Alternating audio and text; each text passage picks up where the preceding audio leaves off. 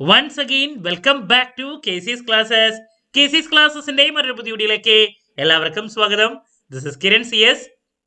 Calicut university MCOM third semester exams finish ചെയ്തു. അതിനുശേഷം fourth സെമസ്റ്ററിലോട്ട് കടന്നിട്ടുള്ള കുട്ടികൾക്ക് സപ്പോർട്ടീവ് ആയിട്ടുള്ള വീഡിയോസ് ആണ് നമ്മൾ നെക്സ്റ്റ് സ്റ്റാർട്ട് ചെയ്യുന്നത്. നമ്മളെപ്പോഴും ചെയ്യുന്നതാണ്, ഓരോ സെമസ്റ്റർ സ്റ്റാർട്ട് ചെയ്യുമ്പോൾ ഓരോ സബ്ജക്റ്റിൻ്റെയും സിലബസ് അനാലിസിസ് എങ്ങനെ പഠിക്കണം, പഠിക്കുമ്പോൾ ശ്രദ്ധിക്കേണ്ട കാര്യങ്ങൾ ഏതൊക്കെയാണ്, ഏതൊക്കെ മൊഡ്യൂൾസിൽ നിന്നാണ് കൂടുതൽ ചോദ്യങ്ങൾ വരാൻ സാധ്യത, സബ്ജക്റ്റിന്റെ പ്രത്യേകത എന്താണ്, അതുപോലെ തന്നെ ഏത് ടെക്സ്റ്റ് ബുക്ക് പഠിക്കുന്നതാണ് നല്ലത്, ഇതൊക്കെ നമ്മൾ ഇൻക്ലൂഡ് ചെയ്തിട്ടുള്ള വീഡിയോസ് ചെയ്യാറുള്ളതാണ്. അതിനുശേഷം എക്സാമിന്റെ ആ ഒരു ടൈമിൽ നമ്മൾ ഇമ്പോർട്ടൻറ്റ് ക്വസ്റ്റ്യൻസിന്റെ വീഡിയോ, അതുപോലെ തന്നെ ഉറപ്പായും പ്രതീക്ഷിക്കുന്ന ചോദ്യങ്ങളുടെ വീഡിയോസ്, എക്സാമിനേഷൻ ടിപ്സ് ഇതൊക്കെ പ്രൊവൈഡ് ചെയ്യുന്നതാണ്. സോ ഫോർത്ത് സെമസ്റ്ററിൽ നിങ്ങൾക്കറിയാം MCOMന് ഫിനാൻസ് സ്പെഷ്യലൈസ് ചെയ്തുള്ള കുട്ടികൾക്കാണെങ്കിൽ അവിടെ ടോട്ടല് 3 പ്രോബ്ലം പേപ്പേഴ്സ് വരുന്നുണ്ട്. ദെൻ എന്താണ് അഡീഷണൽ ആയിട്ടുള്ള ഒരു തിയറി പേപ്പർ. അപ്പോൾ 4 സബ്ജക്റ്റ് ഉള്ളത് കട്ടക്കുള്ള സബ്ജക്ട്സ് എന്ന് പറയാം. നല്ല രീതിയിൽ കവർ ചെയ്യാനുള്ള, ഡെപ്തിൽ പഠിക്കാനുള്ള പേപ്പേഴ്സ് ആണ് ഫോർത്ത് സെമസ്റ്ററിലുള്ള. ദെൻ SDE സ്റ്റുഡൻസിന് പ്രൊജക്റ്റിന് പകരം അവിടെ അഡീഷണൽ ആയിട്ടുള്ള ഒരു പേപ്പറാണ് വരുന്നത്. ദെൻ റെഗുലർ സ്റ്റുഡൻസിനാണെങ്കിൽ പ്രൊജക്റ്റ് ഉണ്ട്. പല കുട്ടികളും പ്രൊജക്റ്റിന്റെ തിരക്കിലാണ്. SDE സ്റ്റുഡൻസിന് അഡീഷണൽ പേപ്പർ എഴുതിയാൽ മതി. ദെൻ വൈവ വരുന്നത് ഒരു ജനറൽ വൈവയാണ്.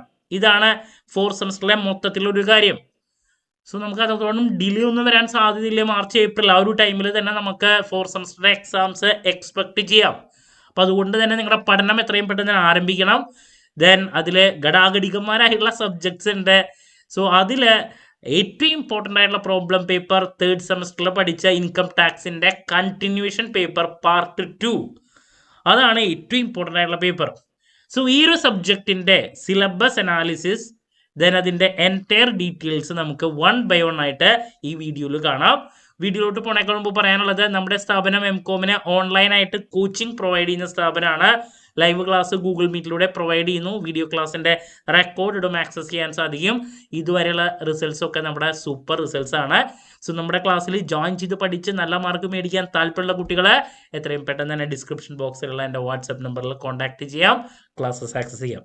വളരെ സിമ്പിളായിട്ട് ടോപ്പിക്സ് കൺവേ ചെയ്യുക, കുട്ടികളെ കൊണ്ട് നല്ല മാർക്ക് മേടിപ്പിക്കുക. ഇതാണ് നമ്മുടെ സ്ട്രാറ്റജി. ഓക്കെ, സോ ഇതാണ് നമ്മുടെ paper. Income tax law practice and tax planning part 2. Third സെമസ്റ്ററിൽ നമുക്കറിയാം നമ്മളെ ഏറ്റവും കുഴപ്പിച്ച പേപ്പർ ഇൻകം ടാക്സ് തന്നെയാണ്.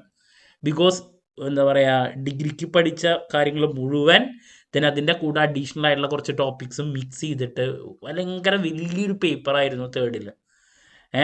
പേപ്പർ എക്സാമിനാണെങ്കിൽ നല്ല ടഫസ്റ്റ് ഒരു പേപ്പർ തന്നെയാണ് അവർ ഇട്ടിട്ടുണ്ടായിരുന്നത്.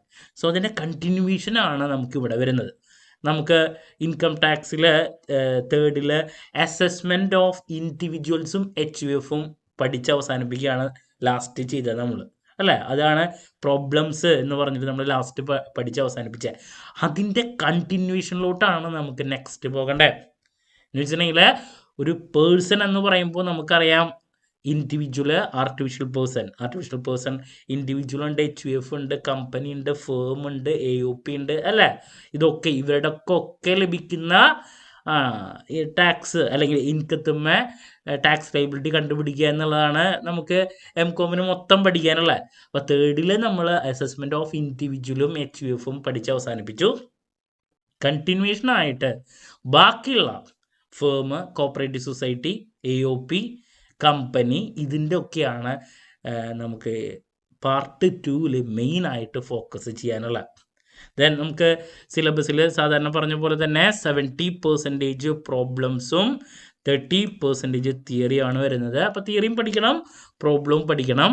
അപ്പോൾ നമ്മുടെ സിലബസിൻ്റെ ഡീറ്റെയിൽസിലോട്ടൊക്കെ ഒന്ന് ഊന്നിപ്പോകുമ്പോൾ മൊഡ്യൂൾ നമ്പർ 1 എന്ന് പറയുന്നത് അസസ്മെൻറ്റ് ഓഫ് ഫേംസ് ആണ്. അതിൽ നമുക്ക് ഫേമിൻ്റെ ടാക്സ് ലൈബിലിറ്റി കണ്ടുപിടിക്കാൻ വേണ്ടിയിട്ട് മെയിനായിട്ട് income from business of A partnership firm, അതിനുശേഷം അതിൻ്റെ ടോട്ടൽ ഇൻകം കണ്ടുപിടിച്ചതിന് ശേഷം അല്ല ടാക്സ് ലൈബിലിറ്റി, അതിൻ്റെ സ്ലാബ് ഡീറ്റെയിൽസ്, ദെൻ നമ്മൾ ഇൻഡിവിജ്വലിൻ്റെ പോലെയല്ല ഇവിടെ ബുക്ക് പ്രോഫിറ്റൊക്കെ കണ്ടുപിടിച്ചുള്ള കാൽക്കുലേഷൻ, ഇതൊക്കെയാണ് നമുക്ക് അസസ്മെൻറ്റ് ഓഫ് ഫേമിൽ ആദ്യം പഠിക്കാനുള്ള പ്രോബ്ലംസ്. റിപ്പീറ്റായിട്ട് വരുന്നൊരു ഏരിയയാണ്. കണ്ടിന്യൂഷൻ AMT, ഓൾട്ടർനേറ്റീവ് മിനിമം ടാക്സിൻ്റെ കൺസെപ്റ്റ്, നമുക്ക് ഡിസ്കസ് ചെയ്യാനുണ്ട്. അതിനുശേഷം next AOP body of individual, അതിൻ്റെയും ടാക്സ് ലയബിലിറ്റി. ഇത്ര കാര്യങ്ങളാണ് മൊഡ്യൂൾ നമ്പർ 1 നമുക്ക് പഠിക്കാനുള്ള. വളരെ ഇമ്പോർട്ടൻ്റ് ആണ്. 20 അവേഴ്സ് ഇതിൽ നിന്ന് പ്രോബ്ലംസും തിയറിയും നല്ല രീതിയിൽ നമുക്ക് പ്രതീക്ഷിക്കാം. നിങ്ങൾ സ്റ്റാർട്ടിങ്ങിൽ തന്നെ ഏറ്റവും ഫോക്കസ് ചെയ്ത് പഠിക്കേണ്ട ഒരു മൊഡ്യൂൾ തന്നെയാണ് ആദ്യത്തെ. ഓക്കെ, ഇനി അപ്പോൾ നമ്മൾ തേർഡ് സെമസ്റ്ററിൽ പഠിച്ച കാര്യങ്ങളൊക്കെ മനസ്സിൽ വേണം. ബിക്കോസ് ടാക്സ് ലയബിലിറ്റി ഒക്കെ കണ്ടുപിടിക്കുമ്പോൾ ഓൾറെഡി പഠിച്ച കാര്യങ്ങളൊക്കെ നമുക്ക് അറിഞ്ഞിരിക്കണം. ഇനി മൊഡ്യൂൾ നമ്പർ 2 പോകുമ്പോൾ കോപ്പറേറ്റീവ് സൊസൈറ്റിയുടെ ടാക്സ് ലയബിലിറ്റിയിലോട്ടാണ്. അതിൻ്റെ അസസ്മെൻറ്റ്, കോപ്പറേറ്റീവ് സൊസൈറ്റി ട്രസ്റ്റ്, അതിൻ്റെ കാര്യങ്ങളാണ്. അതിൻ്റെ ടാക്സ് പ്ലാനിങ്ങും മറ്റു കാര്യങ്ങളും തിയറിയും നമുക്കിവിടെ ട്രസ്റ്റിൻ്റെ റിലേറ്റ് ചെയ്തിട്ടുള്ളത് നോക്കാനുണ്ട്. കമ്പാരിറ്റീവ്ലി കുറച്ചുകൂടി ചെറിയൊരു മൊഡ്യൂളാണ്, കുറച്ചുകൂടി പെട്ടെന്ന് നമുക്ക് അവസാനിപ്പിക്കാൻ സാധിക്കും. ഇതൊക്കെ പ്രോബ്ലംസ് ഇൻക്ലൂഡ് ചെയ്തിട്ടുള്ള ചാപ്റ്റേഴ്സ് ആണ് കേട്ടോ. ദി മോസ്റ്റ് ഇമ്പോർട്ടൻറ്റ് മറ്റൊരു മൊഡ്യൂൾ എന്ന് പറയുന്നത് അസസ്മെൻറ്റ് ഓഫ് കമ്പനീസ് ആണ്.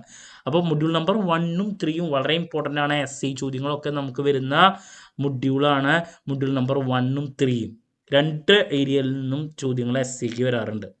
അവിടെ കമ്പനിയുടെ status, residential status, then tax liability കണ്ടുപിടിക്കൽ, ദെൻ മിനിമം ഓൾട്ടർനേറ്റീവ് ടാക്സ് അവിടെയുണ്ട്. അതിനുശേഷം കുറച്ച് അതിനെ റിലേറ്റ് ചെയ്തിട്ടുള്ള തിയറി ഉണ്ട്. കുറച്ചും കൂടിയും ഡെപ്തിൽ കൂടുതൽ നോക്കാനുള്ള ഒരു മൊഡ്യൂളാണ് മൊഡ്യൂൾ നമ്പർ 3. പ്രോബ്ലംസും തിയറിയും കട്ടക്കി നിൽക്കുന്നതാണ്. So module number 1, module number 3 ഇതാണ് നമുക്ക് കുറച്ചും കൂടി കൂടുതൽ സമയമെടുത്ത് പഠിക്കാൻ. ഇവിടെയുള്ള 2 ഞാൻ പറഞ്ഞു കമ്പാരിറ്റീവ്ലി കുറച്ചും കൂടി പെട്ടെന്ന് നമുക്ക് പഠിച്ച് അവസാനിപ്പിക്കാൻ സാധിക്കുന്നതാണ്. ഓക്കെ, അപ്പോൾ ഈ 3 മൊഡ്യൂൾസിൽ നിന്നാണ് ഏറ്റവും കൂടുതൽ പ്രോബ്ലംസ് നമ്മൾ പ്രതീക്ഷിക്കുന്നത്. SCക്കുള്ളത് വരും, 3 വെയിറ്റേജിൻ്റെയിലുള്ള പ്രോബ്ലംസും നമുക്ക് ഈ 3 മൊഡ്യൂൾസിൽ നിന്നും പ്രതീക്ഷിക്കാം. വളരെ ഇമ്പോർട്ടൻസ് കൊടുത്ത് പഠിക്കേണ്ട മൊഡ്യൂൾസാണ്. ഇനി മൊഡ്യൂൾ നമ്പർ 4 and 5 ഇതിൽ നിന്ന് കൂടുതൽ തിയറി ചോദ്യങ്ങളാണ് കണ്ടുവരാറ്. അതിൽ tax planning and corporate tax planning and managerial decisions, ഇത് നമുക്ക് ഈ ചാപ്റ്ററിൽ നിന്ന് SCക്കുള്ള ചോദ്യങ്ങളും വരാറുണ്ട്. അവിടെ tax planning in respect of make or buy decision, replacement, ഇങ്ങനെയുള്ള ബേസിക് തിയറി ചോദ്യങ്ങൾ കൂടുതൽ നമുക്ക് കാണാൻ സാധിക്കുന്ന ഒരു മൊഡ്യൂളാണ് മൊഡ്യൂൾ നമ്പർ 4. 2 വെയിറ്റേജിൻ്റെ ചോദ്യങ്ങൾ 3 ആണെങ്കിലും അതുപോലെ തന്നെ 5 വെയിറ്റേജിൻ്റെ SCക്കും നമുക്ക് tax planning and managerial decision making corporate ചോദിക്കാറുള്ളതാണ്. അപ്പോൾ തിയറിക്ക് കൂടുതൽ ഫോക്കസ് ചെയ്ത് പഠിക്കേണ്ട ഒരു മൊഡ്യൂളാണ് മൊഡ്യൂൾ നമ്പർ 4 എന്ന് പറയുന്നത്. ദെൻ മൊഡ്യൂൾ നമ്പർ 5 പോകുമ്പോഴും ടാക്സ് പ്ലാനിങ്, ഇതിൽ നിന്നും ഈ 2 മൊഡ്യൂളിൽ നിന്നും തിയറി കൂടുതൽ വരാം. While setting of a business with reference to location, രണ്ടും.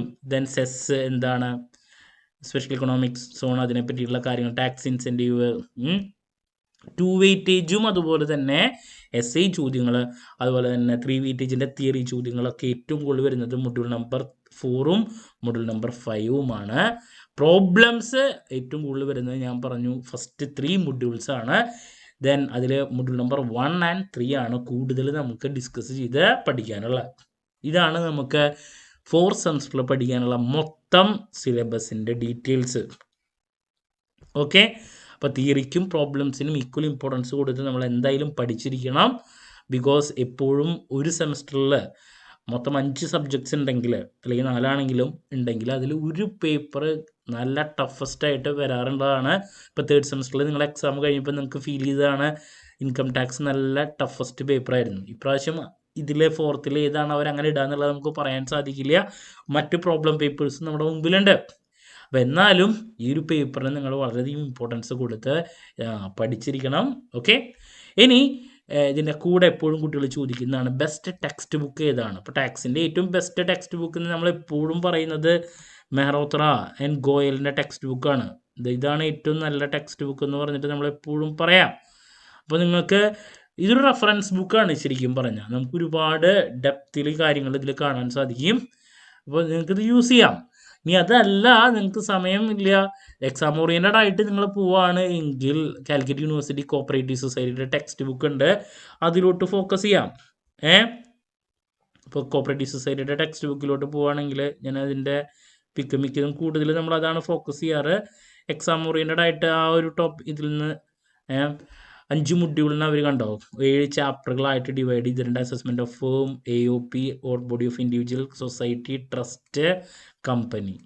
അപ്പോൾ 3 മൊഡ്യൂൾ ഒരു 5 ചാപ്റ്ററുകളായിട്ട് ഡിവൈഡ് ചെയ്തിട്ടുണ്ട്. ബാക്കി 2 ചാപ്റ്റർ തിയറി ഏരിയാസ് ആണ്, ടാക്സ് പ്ലാനിങ്ങും then tax planning under various circumstances. അപ്പോൾ നിങ്ങൾക്ക് ഇതിൽ ഏത് ടെക്സ്റ്റ് ബുക്ക് വേണമെങ്കിലും റെഫർ ചെയ്യാം. കാലിക്കറ്റ് യൂണിവേഴ്സിറ്റി കോപ്പറേറ്റീവ് സൊസൈറ്റിയുടെ ടെക്സ്റ്റ് ബുക്ക് ഉണ്ട്. അതുപോലെ തന്നെ ഞാൻ നേരത്തെ പറഞ്ഞു പിന്നൊരു ബെസ്റ്റ് ടെക്സ്റ്റ് ബുക്ക് തരാനുണ്ടെങ്കിൽ അത് മെഹ്റോത്തറയുടെ ടെക്സ്റ്റ് ബുക്ക് തന്നെയാണ്. ഓക്കെ, അപ്പോൾ ഇതാണ് മൊത്തം സിലബസ് ഡീറ്റെയിൽസും അതുപോലെ തന്നെ സജസ്റ്റഡ് ടെക്സ്റ്റ് ബുക്ക് എനിക്ക് തരാനുള്ളത്. ഇനി പഠിക്കുമ്പോൾ ഓരോ മൊഡ്യൂളിലും എങ്ങനെ പ്രിഫറൻസ് വെച്ച് പഠിക്കണം, അപ്പോൾ അതിന് പറയാനുള്ളത് നിങ്ങളിപ്പോൾ സ്റ്റാർട്ടിങ് അല്ലേ വരുന്നത്. അപ്പോൾ അതുകൊണ്ട് തന്നെ ഇപ്പം പഠിച്ചു തുടങ്ങിയിട്ടുള്ള കുട്ടികളാണെങ്കിൽ നിങ്ങൾ പ്രോബ്ലംസ് തന്നെ ആദ്യം സ്റ്റാർട്ട് ചെയ്ത് പഠിക്കുക. എന്ന് വെച്ചിട്ടുണ്ടെങ്കിൽ അസസ്മെൻറ്റ് ഓഫ് ഫേം, അതുപോലെ തന്നെ assessment of firm, society, company, ഈ ഓർഡറിൽ തന്നെ പോയിക്കോട്ടെ. അതിനുശേഷം നിങ്ങൾ ഈ പറഞ്ഞ തിയറിയിലോട്ട് പോയാൽ മതി. ഇനി ഈ വീഡിയോ കാണുന്നത് എക്സാമിൻ്റെ സമയത്ത് ഓടിപ്പിടിച്ച് കുറച്ച് കഴിഞ്ഞിട്ടാണ് ഇപ്പോൾ ഇടുന്ന കുട്ടികളല്ലാണ്ട് ഈ വീഡിയോ ഇപ്പോൾ പല കുട്ടികളും അങ്ങനെയല്ലേ സെർച്ച് ചെയ്ത് എക്സാമിൻ്റെ സമയത്താണ് ഈ വീഡിയോ കാണുന്നതെങ്കിൽ ആ ഒരു ടൈമിൽ കാണുന്ന കുട്ടികൾ നിങ്ങൾ തിയറി പോർഷൻസ് ആദ്യം പഠിച്ചെന്ന് വെച്ചിട്ടുണ്ടെങ്കിൽ എക്സാമിന് ഒരു മാസം അല്ലെങ്കിൽ ഒരു 15 ദിവസം അല്ലെങ്കിൽ 1 മന്തിനുള്ളിലൊക്കെ വീഡിയോ കാണുന്ന കുട്ടികളാണെങ്കിൽ നിങ്ങൾ തിയറി പോർഷൻസ് ആയിട്ടുള്ള മൊഡ്യൂൾ നമ്പർ 4ഉം 5ഉം ഒക്കെ ആദ്യം പഠിച്ച് പിന്നെ പ്രോബ്ലം എന്ന് വെച്ചിട്ടുണ്ടെങ്കിൽ പാസ് മാർക്കിനുള്ളത് ക്വിക്കായിട്ട് അവസാനിപ്പിച്ചതിന് ശേഷം പ്രോബ്ലത്തിലോട്ട് പോവുക. പ്രോബ്ലം പഠിക്കാണ്ട് നിവൃത്തിയില്ല, എന്നാലേ നമുക്ക് പാസ്സാക്കാൻ സാധിക്കുള്ളൂ. ബട്ട് ലാസ്റ്റ് മൊമെൻറ്റിൽ പഠിക്കുന്ന കുട്ടികൾ അപ്പം ബുക്ക് തൊടുന്ന കുട്ടികൾ പ്രയോറിറ്റൈസ് ചെയ്ത് പഠിക്കുക. എന്ന് വെച്ചിട്ടുണ്ടെങ്കിൽ തിയറി പോർഷൻസ് ഫിനിഷ് ചെയ്തതിന് ശേഷം പ്രോബ്ലംസിലോട്ട് പോയാൽ മതി.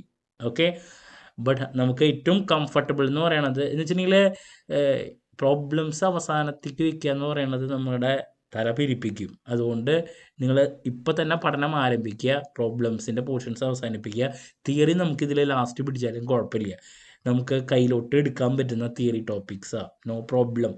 ഓക്കെ, ബട്ട് ഫസ്റ്റ് 3 മൊഡ്യൂൾസാണ് ഘടാഘടികന്മാർ. ഓക്കെ, അപ്പോൾ പ്രയോറിറ്റൈസ് ചെയ്ത് പഠിക്കുമ്പോൾ ഇങ്ങനെ പഠിക്കുക കേട്ടോ. ഇനി നിങ്ങളുടെ മുമ്പിലേക്ക് ഞാൻ ഓരോ മറ്റ് സബ്ജക്ട്സിൻ്റെയും പഠിക്കേണ്ട കാര്യങ്ങൾ രീതിയൊക്കെ ഞാൻ തരുന്നതായിരിക്കും. അതുപോലെ തന്നെ ഇമ്പോർട്ടൻറ്റ് ക്വസ്റ്റ്യൻസിൻ്റെ വീഡിയോസൊക്കെ നൽകുന്നതായിരിക്കും.